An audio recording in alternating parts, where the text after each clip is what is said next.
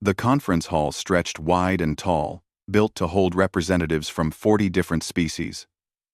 Jake Morrison stood at the human podium, his hands resting calmly on the smooth surface.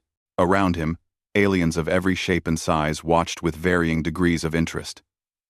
Some had 6 eyes, others had scales that shimmered under the lights, and a few floated in containment fields, filled with gas. Jake had been Earth's chief ambassador for 5 years now. He loved his job, even when it got difficult. Today, he was mediating between the Vex and the Thornian Empire. They had been arguing about mining rights on an asteroid belt for 3 months. The Galactic Council had grown tired of their endless debates. "The solution is simple," Jake said, his voice carrying through the hall's translation system. Every species heard his words in their own language. The asteroid belt can be divided into 3 sections. The Vex take the northern quadrant. The Thornians take the southern quadrant. The middle section becomes neutral territory where both can mine, but profits are shared equally.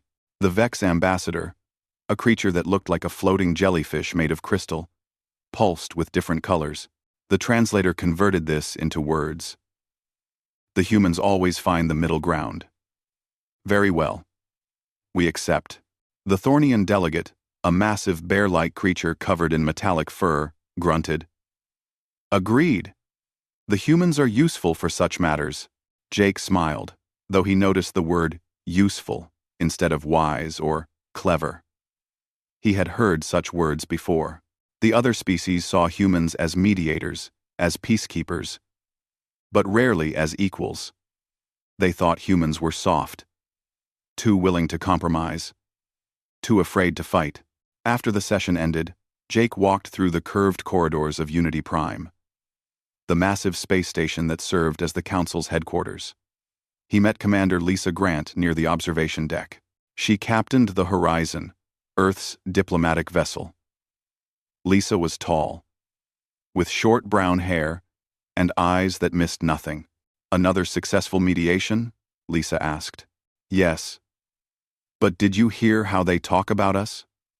Jake replied. "We have been part of this council for 50 years. And they still treat us like servants." Lisa looked out at the stars beyond the window. "That was the deal, Jake. After the first contact, humanity decided to prove we were different. We created the Terran Peace Doctrine. We promised never to wage offensive war. We limited our military to defense only. We wanted to show the galaxy that Earth had moved beyond its violent past." Jake nodded. He knew the history well. When humanity first reached the stars and met the Galactic Council, they found a universe filled with conflict. Empires rose and fell. Species conquered each other. War was common. Earth's leaders had made a choice. They would be the peaceful ones, the diplomats, the mediators. They would show that intelligence meant more than weapons. "Sometimes I wonder if we made a mistake," Jake said quietly. Lisa gave him a sharp look. "Don't let anyone hear you say that. The peace doctrine is everything we stand for." Across the station, Beth Carver sat in a small cafe, drinking something that resembled coffee, but came from a plant grown on a world 50 light-years away. Beth represented the outer colonies, the settlements humans had built on distant planets. She was reading reports from the frontier worlds, and none of them were good. The Krell Dominion had been making threats. They were a warrior species, aggressive and territorial. They had been expanding their empire, and several human colonies sat in territories the Krell wanted. Beth had brought these concerns to the Council 3 times. Each time, she was told the same thing. "These are territorial disputes. The Council does not interfere unless both parties request mediation." But the Krell never requested mediation. They simply made demands and expected compliance. Beth looked up as Jake and Lisa entered the cafe. They sat down with her, and she pushed the reports across the table. "New Denver is in trouble?" Beth said. "The Krell are sending ships to their system.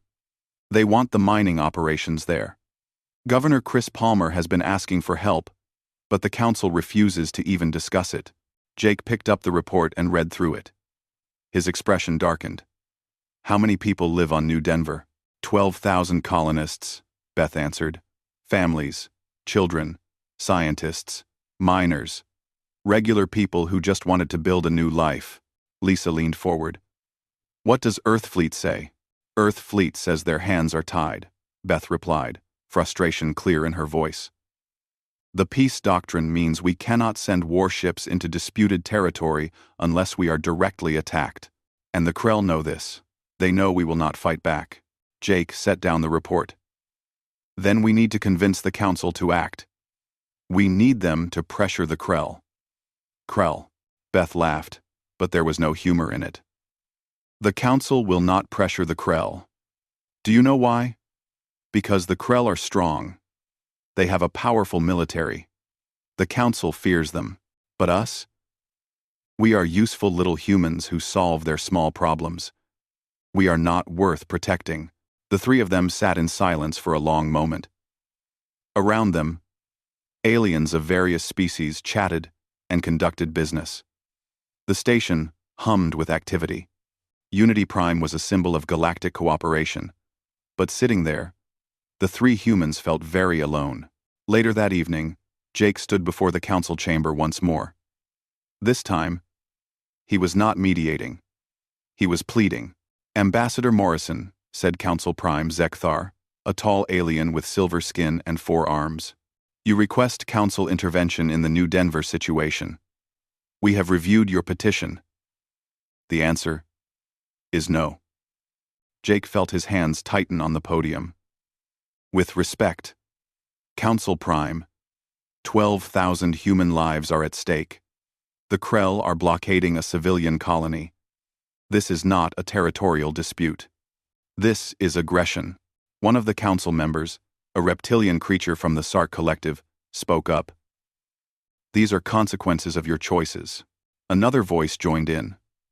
This one from a species that resembled an insect. Perhaps humans should have built warships instead of diplomatic vessels. Perhaps then the Krell would respect your borders. Laughter rippled through some parts of the chamber. Not cruel laughter, but dismissive. They were not taking this seriously. Jake looked around the chamber, seeing the truth clearly, for perhaps the first time. Humanity had spent 50 years being peaceful, being helpful, being the mediators, and in return, the galaxy saw them as weak, as prey, as a species that could be pushed around without consequence. Please, Jake said, and he hated how the word sounded. We are asking for help. We are members of this council. Does that mean nothing? Zekthar's expression was unreadable, but his tone was final. The council has voted. We will send a diplomatic protest to the Krell Dominion. That is all we can do. This session is ended. Jake left the chamber feeling cold inside. Lisa and Beth were waiting for him outside. What do we do now? Lisa asked. Jake looked at both of them. We send a message to New Denver. We tell Governor Palmer that help is coming. But the council refused, Beth said. The council refused. Jake agreed. But maybe it is time Earth stopped asking for permission. The three of them stood there on Unity Prime, surrounded by aliens who saw humans as useful tools rather than equals. They did not know it yet. But this moment would be remembered. This was the beginning of the end of humanity's patience. This was when the galaxy's greatest diplomats began to realize that peace had limits. And when those limits were crossed, the universe would discover what humans had been hiding all along. The alarm woke Governor Chris Palmer at 4 a.m. He jumped out of bed and rushed to the window of his residence. Above the colony of New Denver, the sky was filled with ships. Not human ships. Krell warships. They looked like massive beetles made of dark metal, bristling with weapons. There were 12 of them, arranged in a blockade formation around the planet. Chris grabbed his communicator and called the defense center. What is happening? He demanded. The Krell fleet arrived 20 minutes ago, answered Captain Ben Hughes, who commanded the small colonial defense force. They are broadcasting a message. They say New Denver now belongs to the Krell Dominion. They say we have 48 hours to evacuate. Chris felt his blood run cold. Evacuate? Where are we supposed to go? We have 12,000 people here. We do not have enough ships to move everyone. I know, Governor. I have already sent emergency signals to Earth and to the Galactic Council. Chris dressed quickly and went to the government center. The building was already full of frightened people, asking questions he could not answer. Outside, he could see families standing in the streets, looking up at the alien warships blocking out the stars. Dr. Amy Rodriguez arrived at the center an hour later. She was the colony's chief medical officer, a woman in her 40s with tired eyes and steady hands. She had been working in the hospital when the Krell arrived. People are starting to panic, Amy told Chris. We need to tell them something. Tell them what? Chris replied. That the Galactic Council will help us? That Earth will send ships? I do not know if either of those things are true. The next 2 days passed in a nightmare of uncertainty. The Krell ships did not attack, but they did not leave either. They simply waited, like predators watching prey. Earth sent messages saying help was coming. The Galactic Council sent messages saying they were monitoring the situation. But no ships came. On the third day, the Krell made their next move. They activated some kind of field around the planet. Nothing could get in or out. Any ship that tried to leave was immediately destroyed. The colonists watched in horror as a small cargo vessel tried to make a run for it. The Krell turned it into vapor in seconds. They are not letting us evacuate, Ben Hughes said during an emergency meeting. They want us to stay here. Why? Someone asked. Colonel Rick Stone, an Earth Fleet intelligence officer who had been visiting the colony, answered that question. Because they want to see what we will do. They want to see if Earth will fight. This is a test. Chris slammed his hand on the table. We are not a test. We are people. We have children here. Rick's expression was grim. I know, Governor, but the Krell see it differently. They see an opportunity to humiliate humanity. If Earth does nothing, other species will know humans can be pushed around. Our entire position in the galaxy depends on what happens next. Then Earth will send warships, someone said hopefully. Rick shook his head. Earth cannot send warships. The peace doctrine forbids offensive military action. And technically, the Krell have not attacked us yet. They are just blockading. Rick? Just blockading?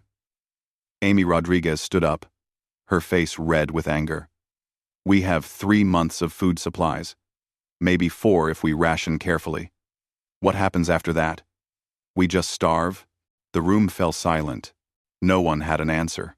The weeks passed slowly. The Krell blockade remained in place. Earth sent diplomatic protests. The Galactic Council sent strongly worded statements. But nothing changed. The beetle-shaped warships hung in the sky, constant and unmovable. After 6 weeks, the food supplies began running low. Chris ordered strict rationing. Every person got exactly measured portions. Children got slightly more than adults. But it was not enough. People began to lose weight. The hospital started seeing cases of malnutrition. Amy Rodriguez worked 18-hour days trying to keep people healthy. She gave extra food from her own rations to the children who came to the hospital. She watched as families that had come to New Denver, full of hope and dreams, slowly withered under starvation. Earth tried to send supply ships. 3 times, cargo vessels loaded with food and medicine approached New Denver. 3 times, the Krell destroyed them. The wreckage floated in orbit. A reminder of humanity's helplessness. They are monsters, Ben Hughes said, watching the debris field through a telescope. They could just take the planet. Instead, they are starving us slowly. Rick Stone had figured out why. They are sending a message to the entire galaxy. This is what happens when you are weak. This is what happens when you choose peace over power. After 3 months, people started dying. The elderly went first, their bodies too weak to survive on minimal food. Then came the sick. Amy worked desperately in the hospital, but she could not save everyone. She watched people die from starvation, something she had only read about in history books. about Earth's ancient past. The day the first child died, something broke inside Amy. She was holding the little girl, maybe 6 years old, when her heart simply stopped. The child's parents had already died weeks earlier. Amy sat there, holding the small body, and she started crying. Then she stopped crying. She stood up, walked to the window, and looked at the Krell ships hanging in the sky. She pulled out her communicator and started recording. My name is Dr. Amy Rodriguez. I am the Chief Medical Officer of New Denver Colony. Today, I held a child as she died of starvation.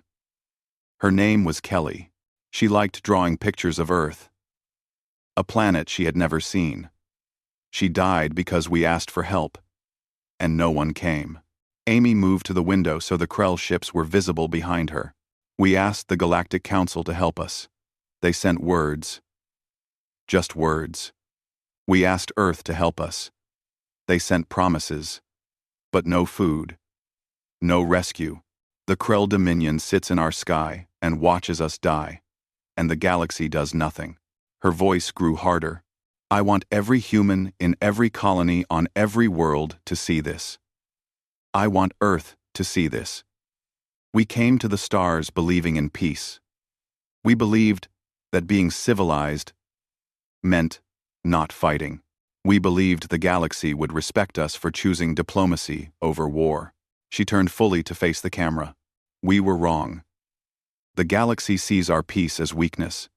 They see our kindness as stupidity. They watch us die and place bets on how long we will last.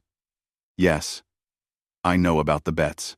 We intercepted Galactic Council communications. Some of your member species are gambling on our extinction. Amy walked closer to the camera. 12,000 people came to this world. We wanted to build something beautiful. We wanted to raise our children under new stars. Instead, we are dying slowly, while the galaxy watches. Tell me, Earth, was peace worth this? Tell me, was being civilized worth watching your children starve? She ended the recording and sent it out on every channel she could access.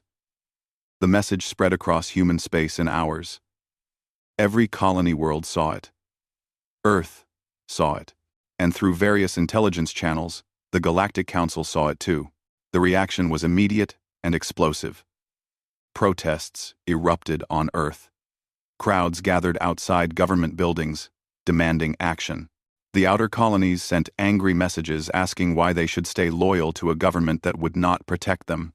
Human peacekeepers serving with the council started resigning, refusing to work for an organization that had let New Denver suffer. Governor Chris Palmer stood in the town square, addressing the remaining colonists.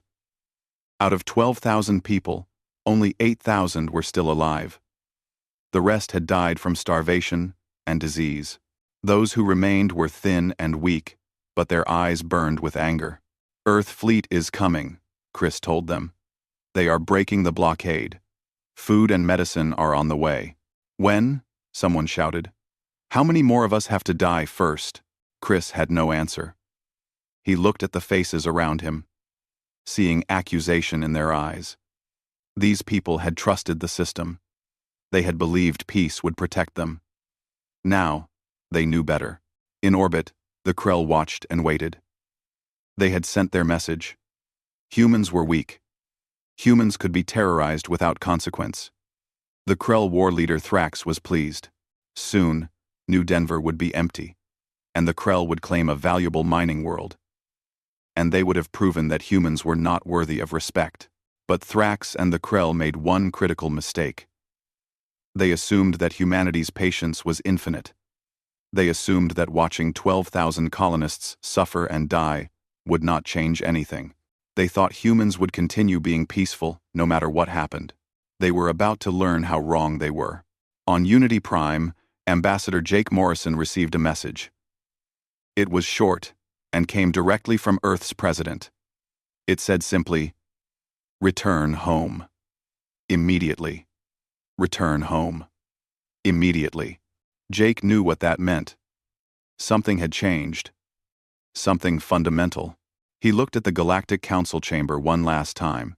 thinking about all the speeches he had made there, all the compromises he had negotiated. All of it felt meaningless now.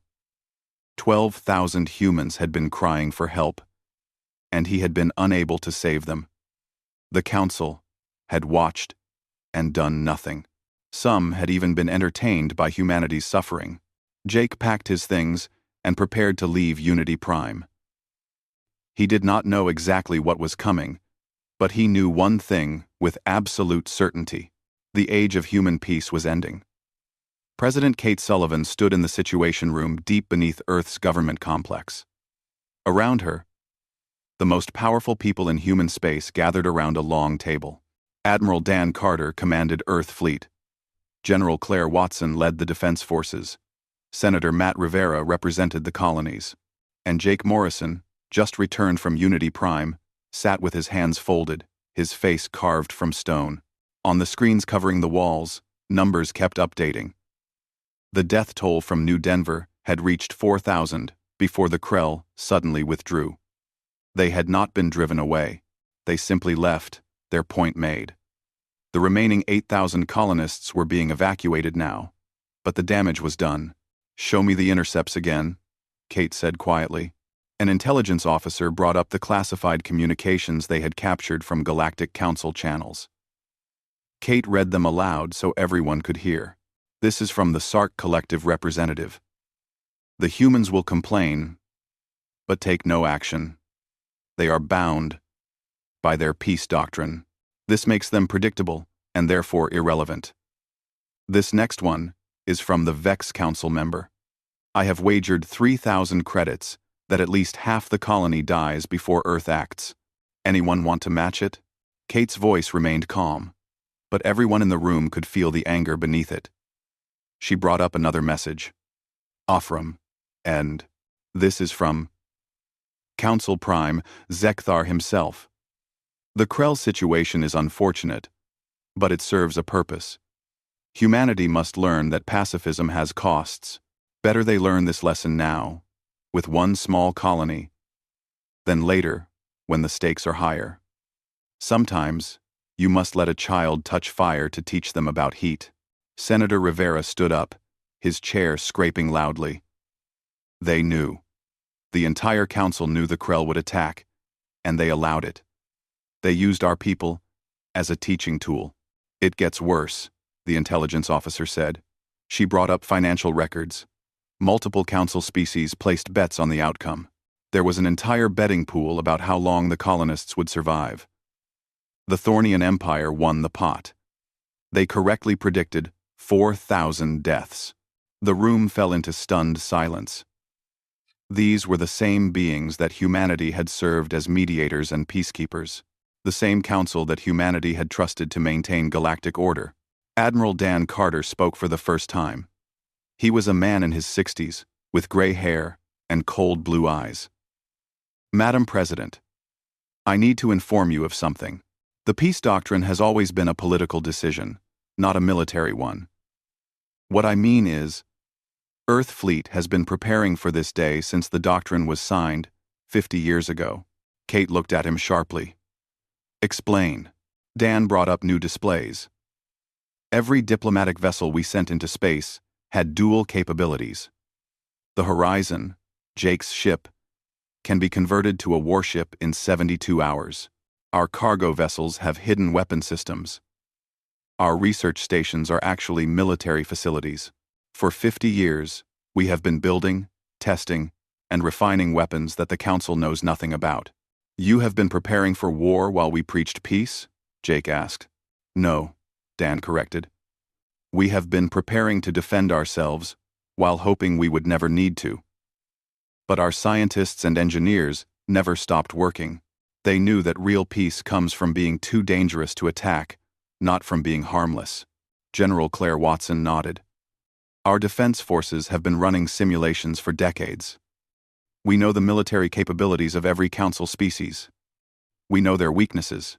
Our peacekeepers were not just diplomats. They were intelligence gatherers.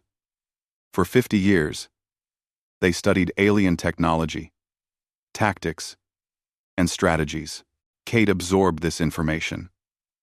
Part of her was angry that the military had kept such secrets. But another part of her understood why. "What are you telling me? I am telling you that if you give the order, Earth fleet can defend our colonies. We can defend them very effectively." Well, so, Kate looked around the room.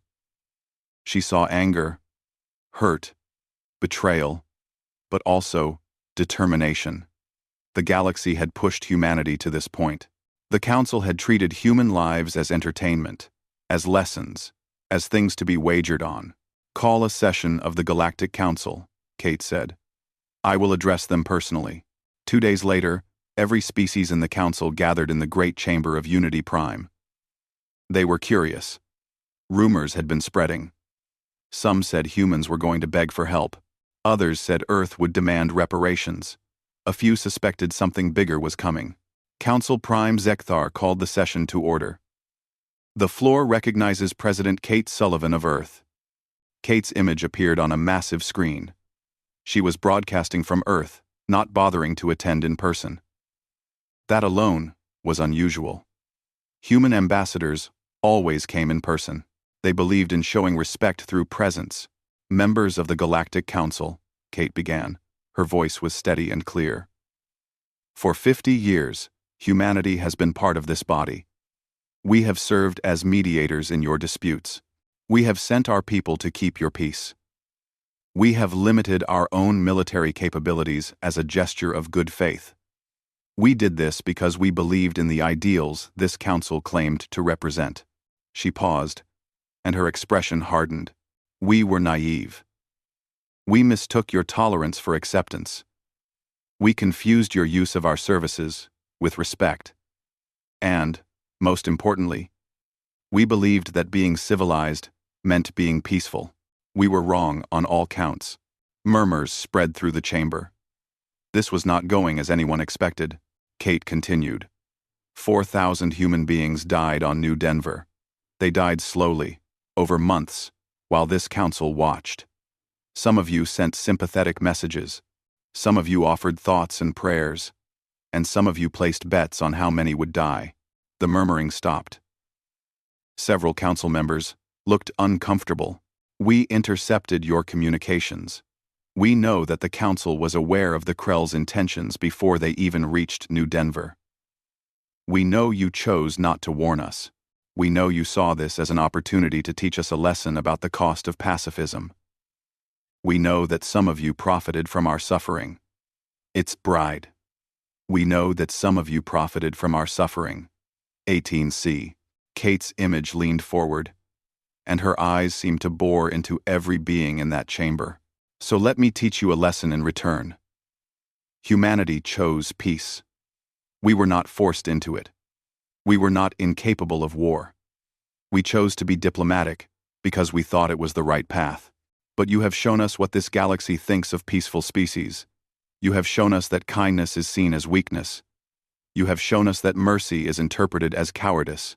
She straightened. "Therefore, effective immediately, humanity withdraws from the Galactic Council. We are recalling all our ambassadors, all our peacekeepers, all our personnel. We are dissolving the Terran peace doctrine. Earth and all human colonies will no longer be bound by its restrictions." The chamber erupted. Aliens of every species began shouting, some in anger, some in disbelief.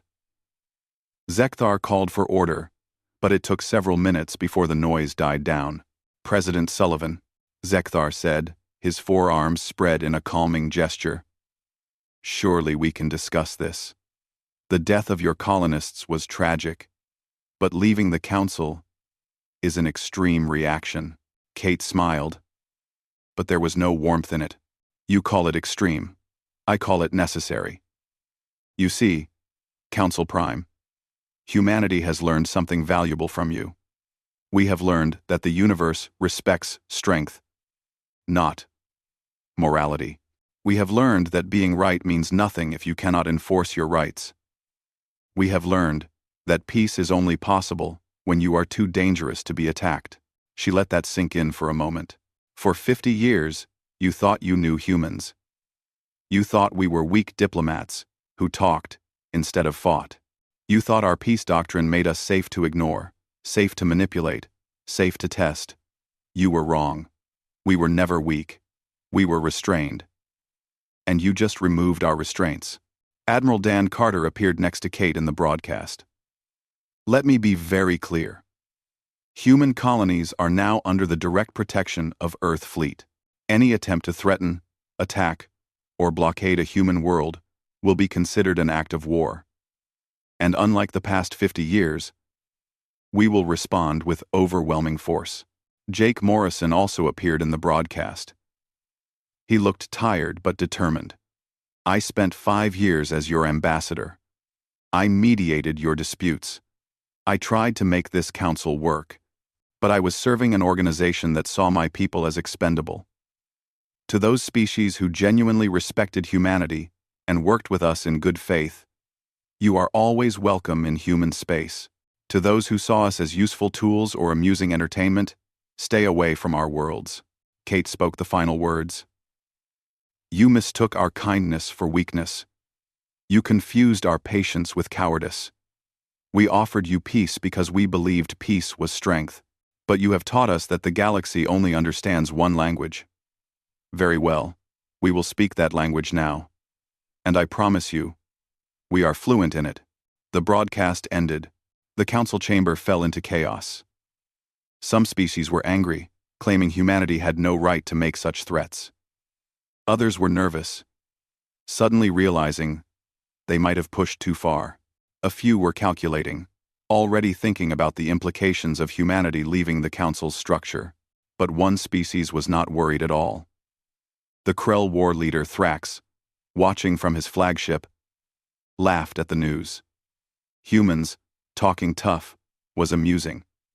They had spent 50 years proving they were weak. A few bold words would not change that. Thrax sent orders to his fleet. They would teach these arrogant humans a real lesson. They would show the galaxy what happened when a prey species tried to pretend it had teeth. He would regret that decision very soon.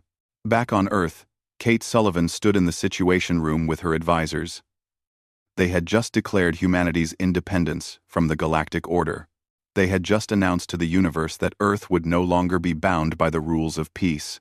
What happens now? Senator Rivera asked. Admiral Dan Carter checked his displays. Now we wait. Someone will test us, probably soon. And when they do, we show them why the peace doctrine was our choice, not our limitation. Kate nodded. Send the order to all human worlds. Begin evacuation of non-combatants to secure systems. Activate all hidden defenses. Bring the fleet to full readiness. Are we really doing this? Jake asked. Are we really going to war? Kate looked at him, and her expression was sad but resolved. They were already at war with us, Jake. We were just too peaceful to notice. 4,000 people died because we tried to be civilized. No more. If the galaxy wants to see what humans are capable of, we will show them. And may God help them when we do. The order went out across human space. The age of peace was over. The age of reckoning was beginning. The Krell fleet moved through space with confidence. War leader Thrax commanded 37 warships, one of the largest military forces in the Krell Dominion. His mission was simple: travel to Earth's home system and show these arrogant humans what happened when prey tried to act like predators. How long until we reach their homeworld? Thrax asked from his command throne. 6 hours, war leader, his navigation officer replied. We will arrive at the edge of their system and demand their surrender. Thrax's mandibles clicked together in what passed for Krell laughter. They will not surrender at first. Humans like to talk. We will destroy 1 or 2 of their orbital stations. Then they will understand.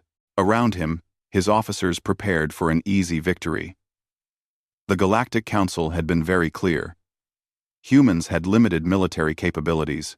They had spent 50 years building diplomatic ships and research facilities, not weapons. The Council's intelligence suggested Earth had maybe 20 defense platforms and a dozen patrol craft. Against 37 Krell warships, those defenses meant nothing.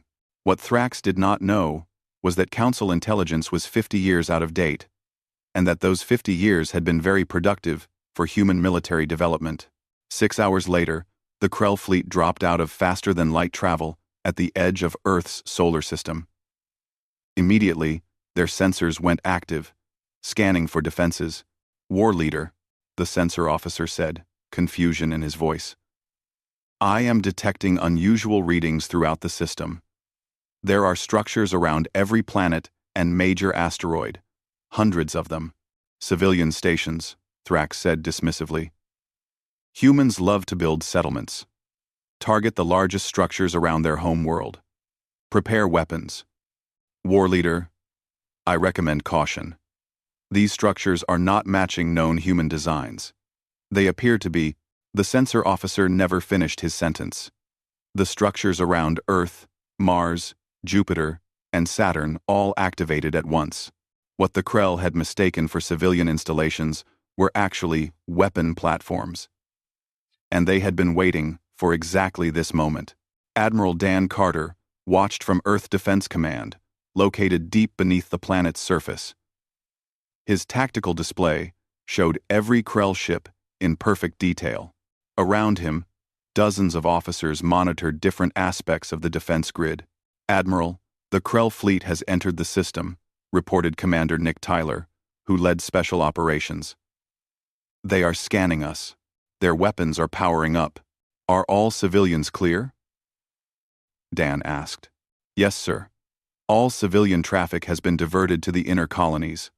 No non-combatants in the system except on Earth itself, and we are protected by the planetary shields." Dan nodded. He had been preparing for this moment his entire career. 50 years of waiting, building, planning. 50 years of letting the galaxy think humanity was weak. Now, it was time to correct that misconception. Target the Krell fleet. Fire at will. The defense grid opened fire. What happened next took 12 minutes. Historians would later call it the most one-sided battle in galactic history. The weapon platforms surrounding Earth and the other planets were not ordinary guns. They were mass drivers that could accelerate projectiles to relativistic speeds. They were plasma cannons powered by miniature fusion reactors. They were missile systems with AI-guided warheads that could think and adapt faster than any living pilot. The Krell fleet tried to defend themselves. Their shields came online. Their weapons returned fire. They attempted to maneuver into defensive formations. None of it mattered. The first Krell warship to die was cut in half by a mass driver round moving at 30% light speed. The projectile went through the ship's shields like they were not there. 15 seconds later, 3 more Krell ships were torn apart by coordinated plasma strikes from multiple platforms. "Evasive maneuvers!" Thrax screamed. "All ships, scatter formation. Target those platforms." The Krell tried to fight back. They fired their most powerful weapons at the human defense platforms. Several platforms were destroyed, but for each one that fell, 10 more were still operational. And unlike the Krell ships, the platforms had no life support systems to protect, no crew to worry about. They were automated death machines, and they were very good at their job. 4 minutes into the battle, the Krell fleet had lost 16 ships. The survivors tried to retreat, attempting to flee to faster-than-light speeds. But the human weapons had calculated their escape vectors before the Krell even thought to run. The fleeing ships flew directly into clouds of AI-guided missiles that had been pre-positioned in their path. 6 minutes in, 27 Krell ships were destroyed. The remaining 10 were badly damaged and surrounded. "This is Admiral Dan Carter of Earth Fleet." Dan's voice transmitted to the surviving Krell ships. "You came to our home system with the intent to attack civilian targets. You came believing humans were weak. You were wrong. Power down your weapons, and you will be allowed to leave. Refuse, and we will finish what you started." Thrax, his ship venting atmosphere from a dozen hull breaches, faced a choice. He could die fighting, or he could retreat in shame. The Krell were a proud species. Retreat was humiliation, but Thrax was also practical. He looked at the tactical display and saw 37 ships had become 10 In just 6 minutes, he saw hundreds of weapon platforms still operational, still targeting his remaining vessels. He saw that Earth had defenses his entire fleet could not overcome. "Power down weapons," Thrax ordered. "Prepare to withdraw." "War leader, our honor." "Our honor is already gone," Thrax roared. "We walked into a trap. These humans let us come here. They wanted us to attack. This entire thing was a demonstration. Now power down weapons before they kill us all." The surviving Krell ships went dark and began limping toward the system's edge. Not one tried to attack again. They had learned what lesson Earth wanted to teach. 12 minutes after the battle began, it was over. 27 Krell warships were destroyed. 10 were allowed to retreat. Earth had lost 34 defense platforms out of more than 300 operational systems. In Earth Defense Command, Dan Carter looked at the tactical display with satisfaction. "Send a message to the Galactic Council," he ordered. "Include full telemetry of the battle. Include casualty reports. And include this message." He paused, choosing his words carefully. "To the members of the Galactic Council.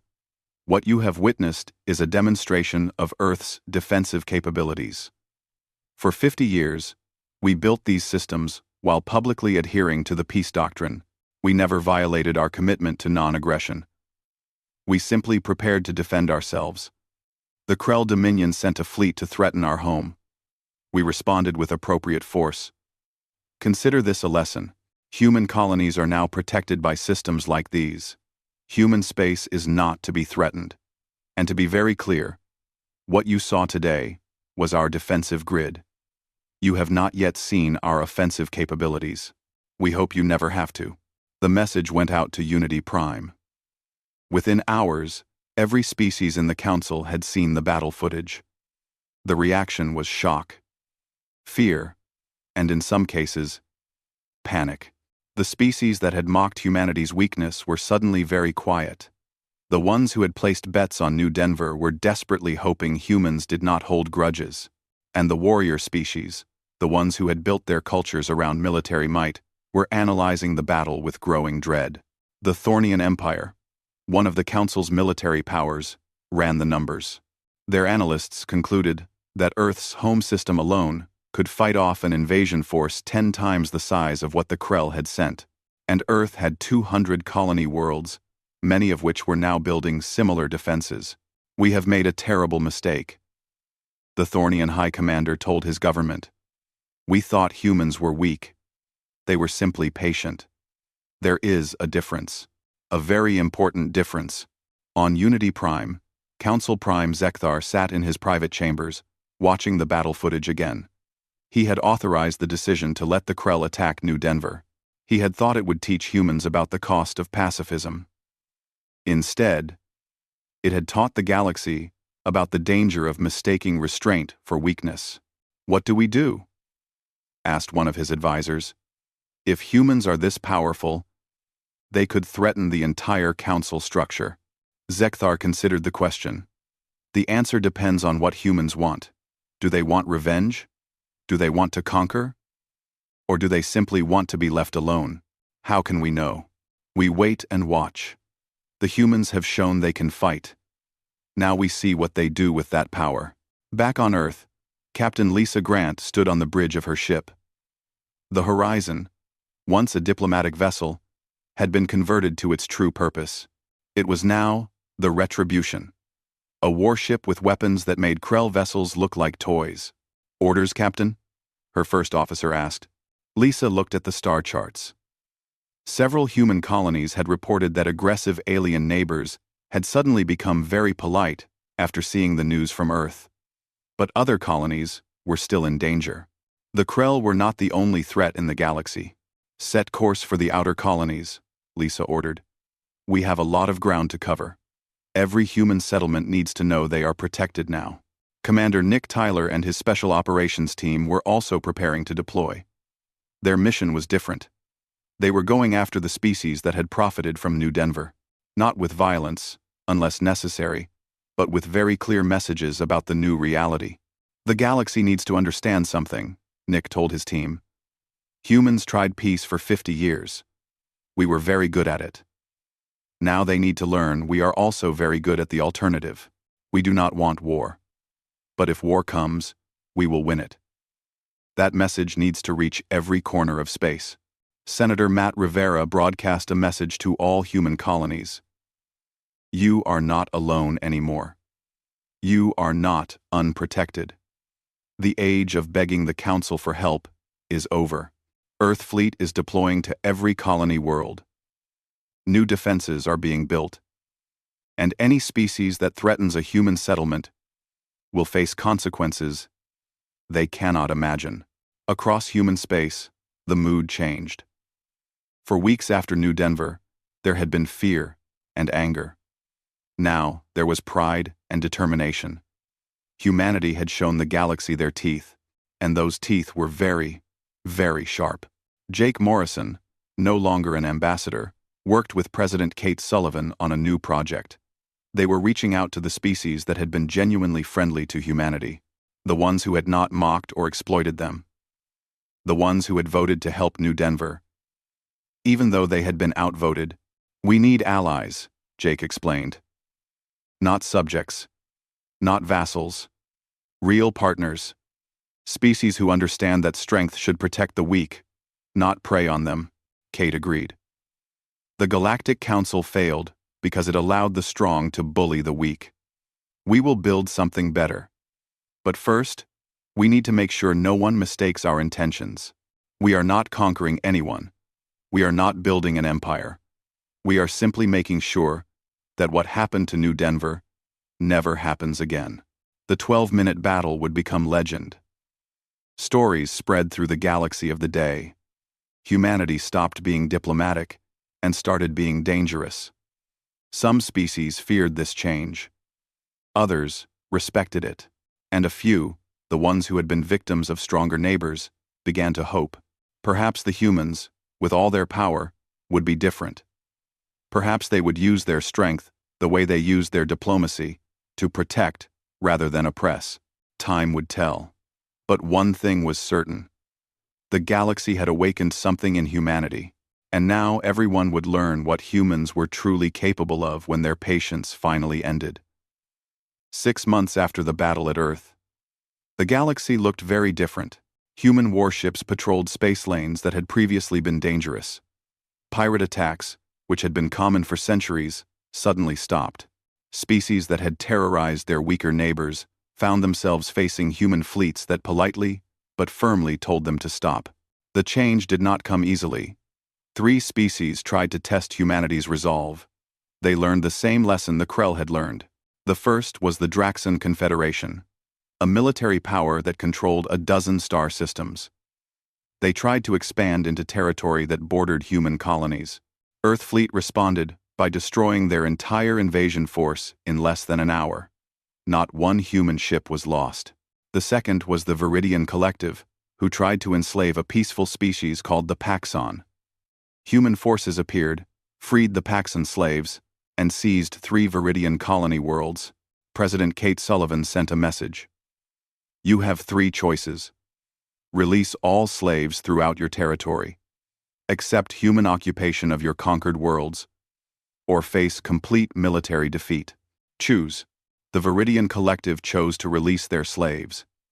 It was the smart decision. The third species that tested humanity was the Krell Dominion again.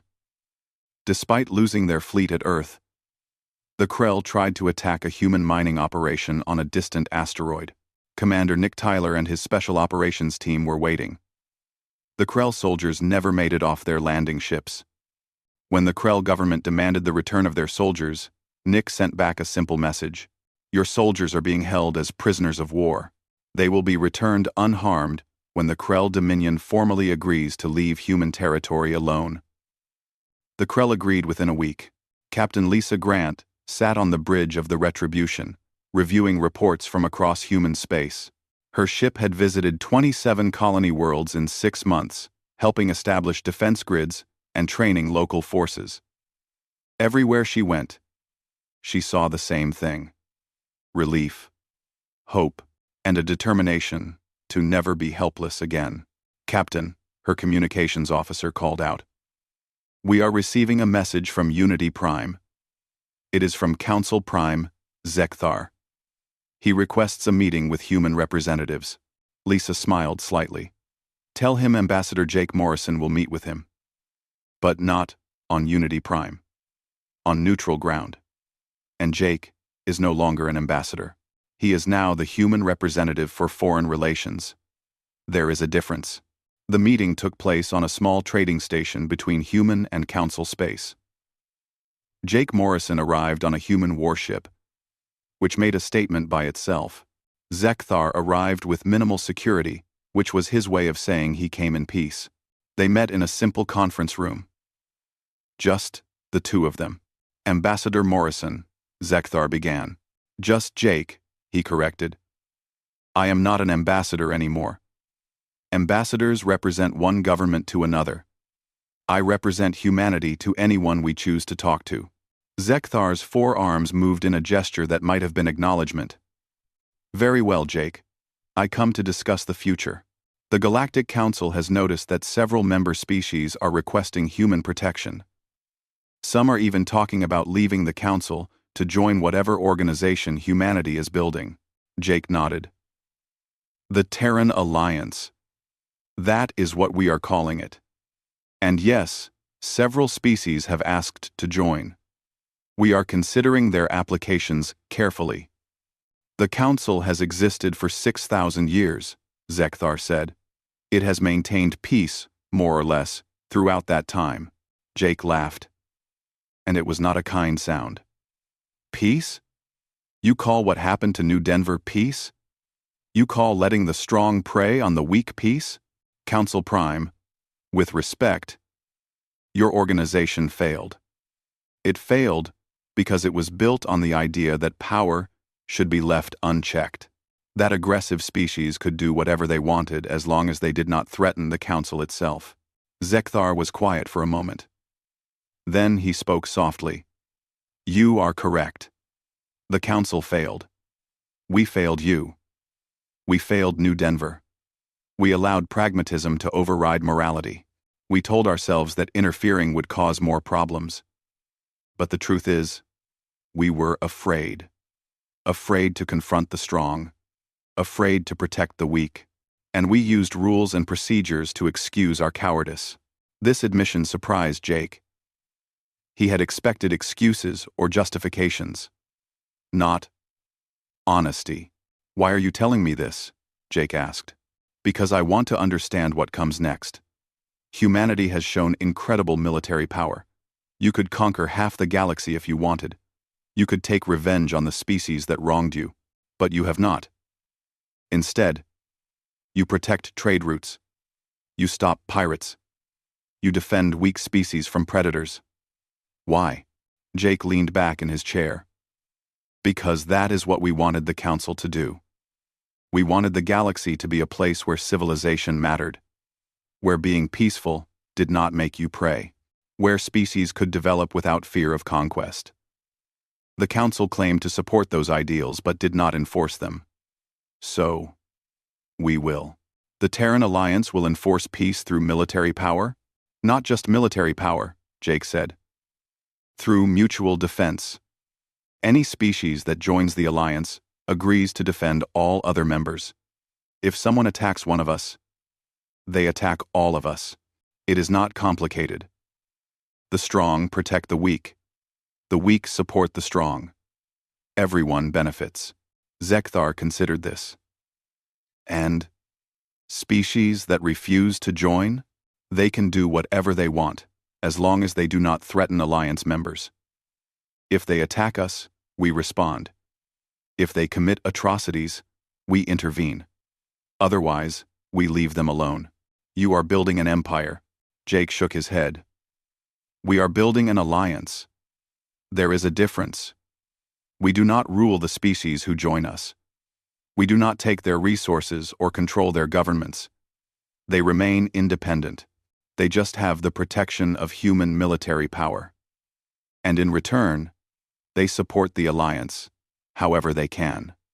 Some provide resources. Some provide technology. Some provide soldiers. Everyone contributes based on their abilities. And if the Council opposes this alliance? Jake met Zekthar's eyes directly.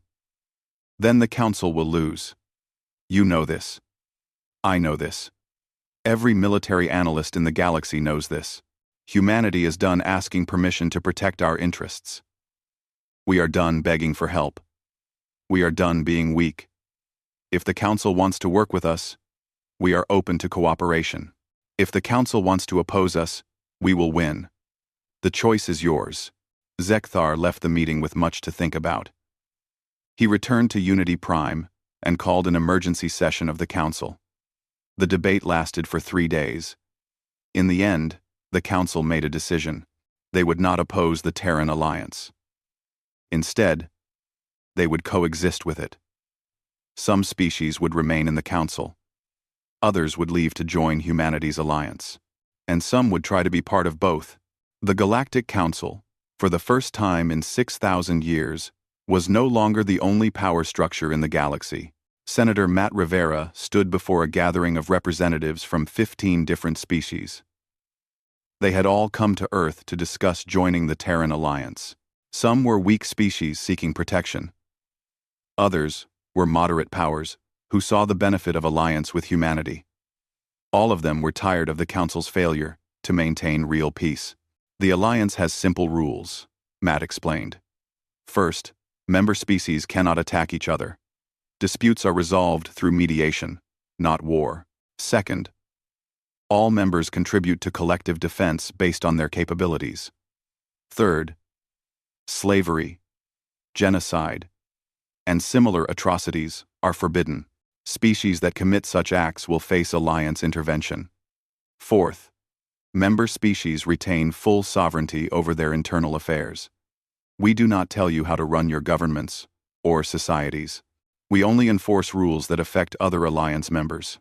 A representative from the Paxon, the species that humanity had freed from slavery, spoke up. What if a member species violates these rules? They lose alliance protection and membership? Matt answered. We are building this organization on trust. Break that trust, and you are out. We will not tolerate members who abuse the protection we provide. Admiral Dan Carter appeared via hologram. I want to be very clear about something.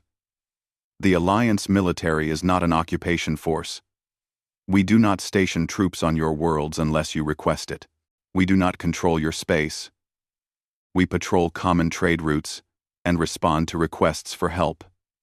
Think of us as the police, not an army of conquest. We only use force against those who break the rules. Over the following months, 23 species joined the Terran Alliance.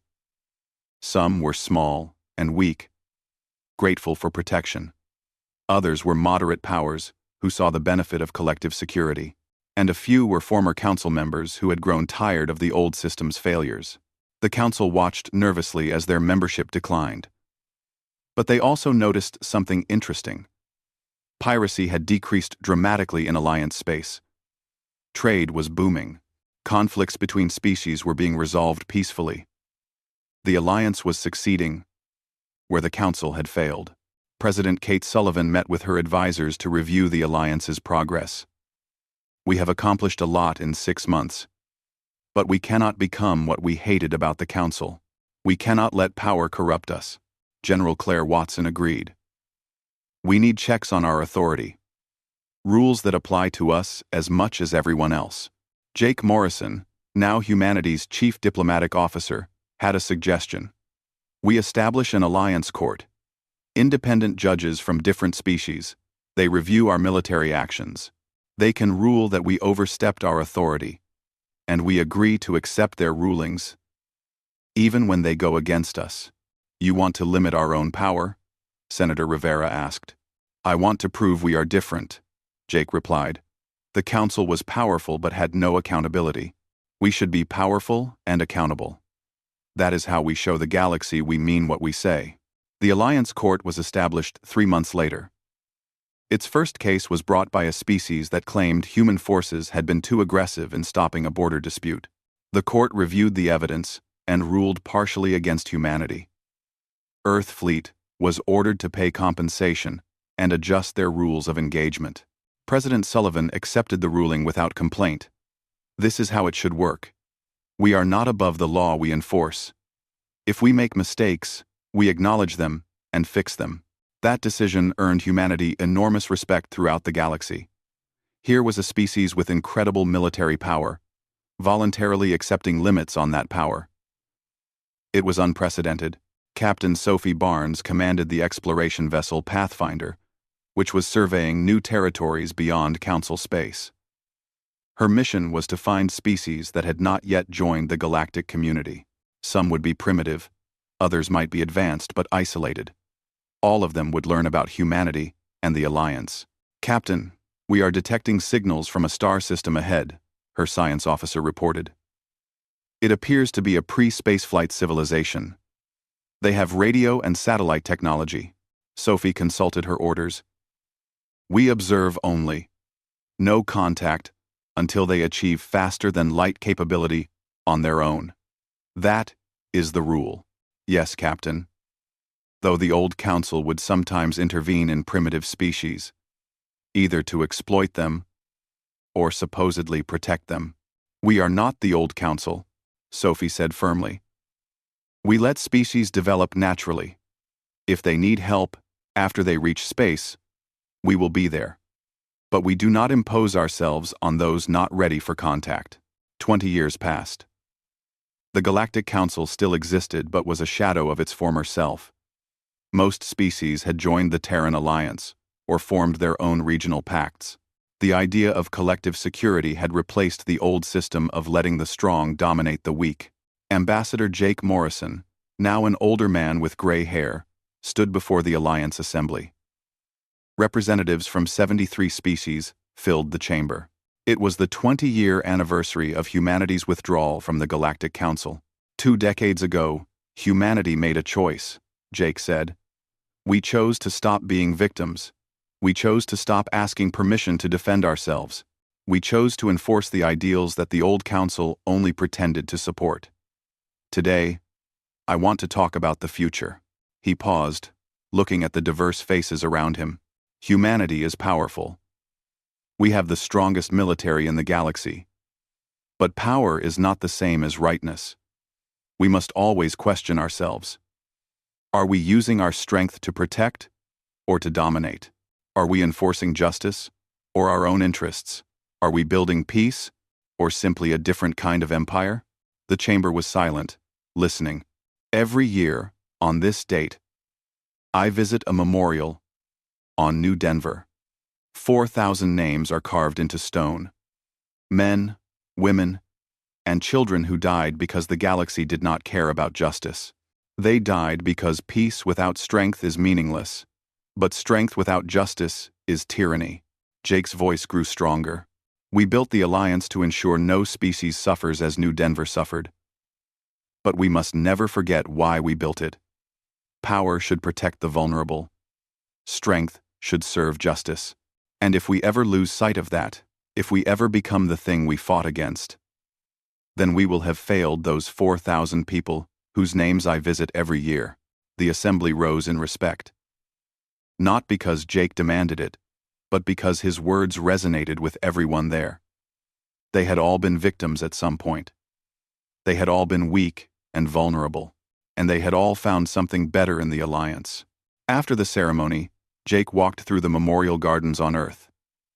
He was joined by Lisa Grant, now an admiral, by Dan Carter, now retired, but still consulted on military matters, by Matt Rivera and Claire Watson and so many others who had lived through the transformation. "Do you think we did the right thing?" Lisa asked. "Sometimes I wonder if we could have found another way." Jake looked at the sunset. "The Council had 6,000 years to find another way. They chose not to. We gave them 50 years of our best efforts.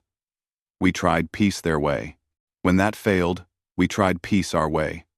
I think we made the right choice." "The young generation does not remember New Denver," Dan said.